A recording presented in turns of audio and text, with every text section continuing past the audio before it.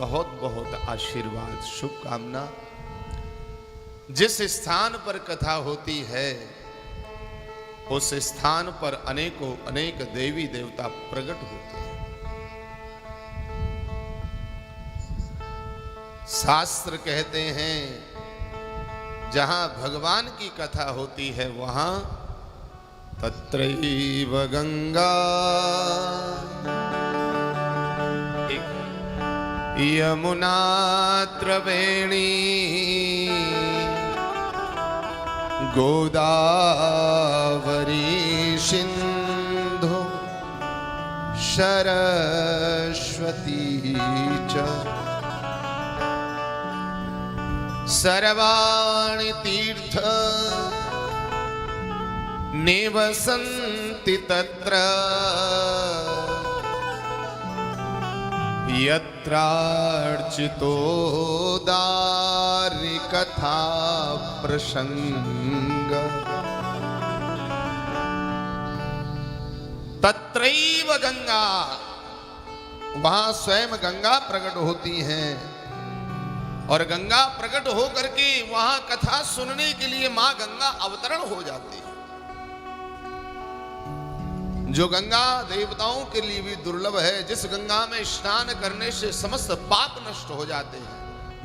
गंगा पापम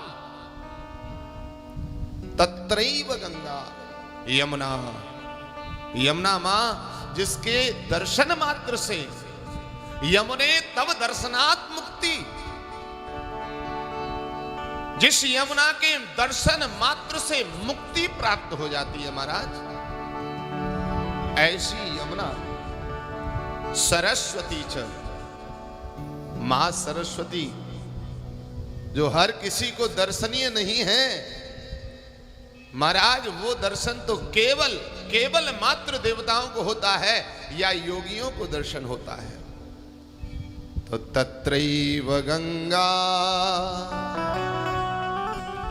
यमुना त्रिवेणी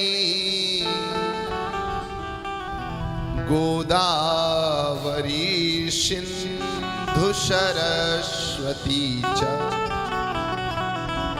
मां गोदावरी स्वयं प्रकट होकर के आ जाती हैं। सिंधु माने सागर, कितने सागर हैं? सागर कितने हैं? 7। तो सातों सागर आ जाते हैं। और क्या बोले? सर्वाणि तीर्थ निवसन्ति तत्र, समस्त तीर्थ आकर के वहां निवास करने लग जाते हैं। कहां? बोले यत्रार्चितो दारि कथा प्रसंग, जहां यशोदा नंदन श्री कृष्ण भगवान की भागवत कथा होती है, ऐसे स्थान पर महाराज समस्त तीर्थ आकर के बैठ जाते हैं। अब कुछ लोगों का मन कर रहा होगा, बोले भैया चले हम सारे तीर्थों का स्नान कर लें। शंकर, सारे तीर्थों का स्नान कर लें। तो महाराज सारे तीर्थों का स्नान नहीं हो सकता, क्योंकि कुछ लोगों का तो शरीर काम नहीं कर रहा है और कुछ लोगों की जेब में दाम नहीं है। प्रेम से बोलो राम राम। बिना दाम के नहीं बनता काम। दाम चाहिए, वहां पैसा चाहिए खर्च करने के लिए। और कोरोना में महाराज सबकी जेबें खाली हो गई। हाँ, ये तो बहुत बड़ी कृपा है कि धर्म के पथ के लिए आप लोग अग्रसर होते जा रहे हो, अन्यथा हर जीव पीड़ित हुआ। तो वहां जाने के लिए समय चाहिए, संपत्ति चाहिए और शरीर चाहिए। कुछ लोगों के पास समय है तो संपत्ति नहीं, कुछ लोगों के पास में संपत्ति है तो शरीर नहीं, और कुछ लोगों के पास शरीर है तो संपत्ति और समय नहीं। महाराज ऐसे प्रकल्प में व्यक्ति को करना क्या चाहिए? तो बोले भैया कोड़ी लगे ना छिदाम,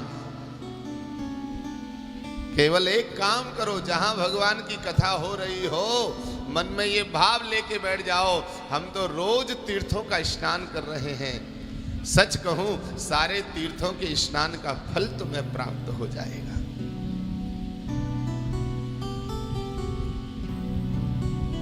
भागवत हर जीव को आनंद देती है,